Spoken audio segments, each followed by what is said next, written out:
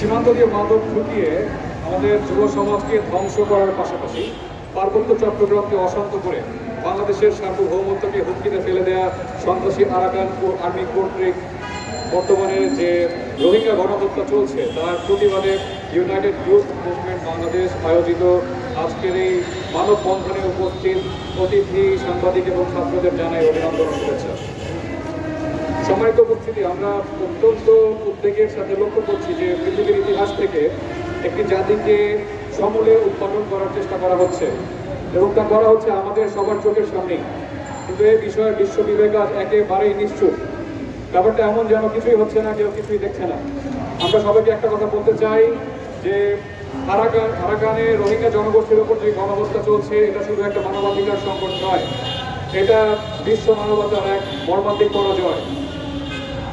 Israel যেমন করে গত ৮০টি বছর ধরে মুসলিম ফিলিস্তিনিদের উপর একের পর এক নির্মম গণহত্যা চালিয়ে যাচ্ছে, ঠিক একইভাবে গত ১০০ বছর ধরে মিয়ানমারে মব সন্ত্রাসীদের অন্যায় অত্যাচার এবং গণহত্যার শিকার হয়ে আসছে রোহিঙ্গা জনগোষ্ঠী। আমাদের আরেকটি বড় উদ্বেগের বিষয় হচ্ছে রোহিঙ্গা শিশুদের ভবিষ্যৎ। শরণার্থী শিবিরে বেড়ে ওঠা হাজার হাজার শিশু অতি প্রয়োজনীয় শিক্ষা ও প্রশিক্ষণের অভাবে অদক্ষ কর্মশক্তিতে পরিণত হচ্ছে। তারা একটি অনিশ্চিত ভবিষ্যতের দিকে এগিয়ে যাচ্ছে, যার ফলে রোহিঙ্গা সংকট দিনে দিনে আরো প্রকট আকার ধারণ করছে। এই শিশুদের অদক্ষ কর্মশক্তিতে পরিণত হওয়া আমাদের এই অঞ্চলের সামাজিক এবং অর্থনৈতিক পরিস্থিতির জন্য, স্থিতিশীলতার জন্য একটি বড় হুমকি হিসেবে সামনে উপস্থিত হবে। আমাদের সেক্রেটারি মহোদয় আপনাদেরকে আরাকান আর্মির সহিংসতা সম্পর্কে যে তথ্য উপাত্ত তুলে ধরলেন তা মূলত জাতীয় এবং আন্তর্জাতিক গণমাধ্যম এবং সোশ্যাল মিডিয়া থেকে প্রাপ্ত, অর্থাৎ বাস্তব চিত্র আসলে এর থেকে আরো অনেক ভয়াবহ। একটা সময় ছিল যখন আরাকান এবং মিয়ানমারের বিভিন্ন রাজা এবং তাদের পৃষ্ঠপোষকতার নৌদস্যুদের মাধ্যমে হত্যা, ধর্ষণ এবং তাদের বাস্তুভূমি থেকে তাদেরকে উচ্ছেদের শিকার হয়েছে রোহিঙ্গা জনগোষ্ঠী। এরপর আরেকটা সময় আসে যখন বিভিন্ন সেনা শাসকদের তত্ত্বাবধানে রাষ্ট্রীয়ভাবে উচ্ছেদের শিকার হয় রোহিঙ্গারা। এরপরে আমরা দেখতে পাই ২০১৭ সালে এসে মিয়ানমারের জুলুমবাজ জান্তা বাহিনীর সাথে কাঁধে কাঁধ মিলিয়ে তাদের সাবেক মিত্র মব সন্ত্রাসী আরাকান আর্মি রোহিঙ্গাদের উপর চালিয়ে দিল সরকারের সবচেয়ে নৃশংসতা ও বর্বরতা। আর বর্তমানে আমরা দেখতে পাচ্ছি এই মব সন্ত্রাসী আরাকান আর্মি এক নজিরবিহীন বর্বরতা চালিয়ে দিচ্ছে নিষ্পেষিত রোহিঙ্গা জনগোষ্ঠীর উপর, শুধুমাত্র ধর্মীয় পরিচয়ের কারণে, অর্থাৎ মুসলিম হওয়ার কারণেই এত জুলুম, নির্যাতন ও বর্বরতার শিকার হচ্ছে রোহিঙ্গারা। এটা আমাদের প্রশ্ন হচ্ছে এর শেষ কোথায়?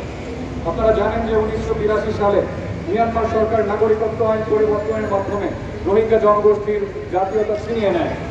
এরই রেঞ্জ ধরে ২০১২ সালে এই সন্ত্রাসী আরাকান আর্মি রোহিঙ্গাদেরকে মিয়ানমারের জাতীয় স্বার্থের জন্য একটি হুমকি হিসেবে তুলে ধরে তাদের দমন নির্যাতন শুরু করে এবং ২০২৩ সালে এসে এই সন্ত্রাসী আরাকান আর্মি রোহিঙ্গাদেরকে সম্পূর্ণভাবে তাদের জাতীয়তা অস্বীকার করে এদেরকে বাঙালি মুসলিম সন্ত্রাসী হিসেবে আখ্যায়িত করতে শুরু করে।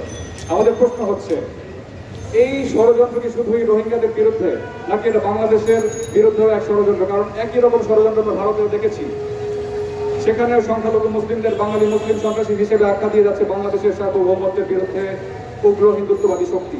সেই একই কাজ করে যাচ্ছে মিয়ানমারের মব সন্ত্রাসী আরাকান আর্মি। প্রিয় বন্ধুগণ, সন্ত্রাসী আরাকান আর্মি জেনে বুঝেই রোহিঙ্গা মুসলিমদের বাঙালি মুসলিম সন্ত্রাসী হিসেবে আখ্যায়িত করেছে, কারণ তারা কোনোভাবেই চায় না যে রোহিঙ্গা আরাকানে ফিরে যাক। তারা আরাকানকে রোহিঙ্গাবিহীন এক নতুন মব রাজ্য বানাতে চায়।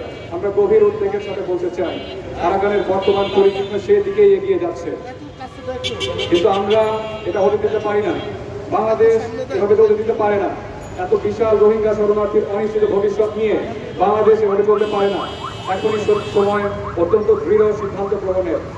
সন্ত্রাসী আরাকান আর্মির উপর আন্তর্জাতিকভাবে এমন শক্ত কূটনৈতিক চাপ প্রয়োগ করতে হবে যাতে করে বাংলাদেশে থাকা শরণার্থীদের, রোহিঙ্গা শরণার্থীদের আরাকানে নিরাপদ প্রত্যাবাসন ঘটানো সম্ভব হয় এবং সম্মান ও নিরাপত্তার সাথে রোহিঙ্গারা সেখানে বসবাস করার অধিকার ফিরে পায়।